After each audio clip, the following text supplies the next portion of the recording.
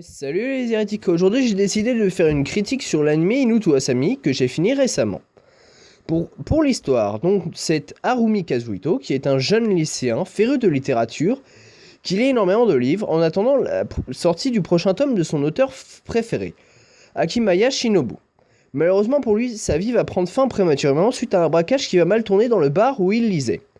Il est mort en protégeant une jeune femme qui écrivait.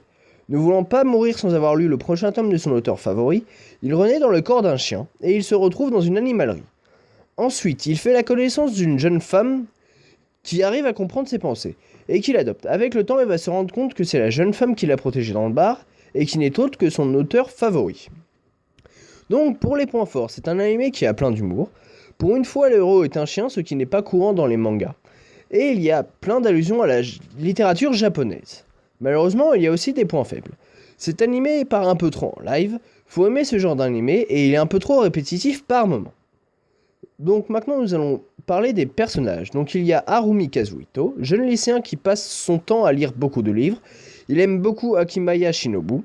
Après qu'il soit devenu un chien, il continue quand même de lire et aide sa nouvelle maîtresse dans beaucoup de domaines. Il sera appelé Kuro par les habitants quand il ira leur rendre visite. Il est doublé par Takahiro Sakurai, qui a notamment doublé Izuru Kira dans Bleach. Nous avons aussi Kirime Natsuno, c'est la jeune fille qui va recueillir Kazuhito quand il sera un temps chien. Elle est un peu folle, elle a toujours une paire de ciseaux sur elle. Elle aime punir Kazuhito et son éditrice. Il se trouve qu'elle est Akimaya Shinobu, elle écrit ses livres avec un nom de plume. Elle est doublée par Marina Inoue, qui a notamment doublé Laura Bodvig dans Infinite Stratos. Nous avons aussi Suzuna Hiragi, c'est l'éditrice d'Akimaya Shinobu, qui essaie de donner des idées à son écrivaine pour qu'elle écrive plus rapidement ses livres. Elle est aussi complètement maso, elle adore se prendre des coups de ciseaux de Natsuno. Elle est doublée par Shizuka Ito, qui a aussi doublé Lenali dans Degreman. Et pour finir, nous avons Harumi Madoka, c'est la jeune sœur de Kazuhito. Elle pense que le chien est son frère, mais Natsuno lui dira le contraire.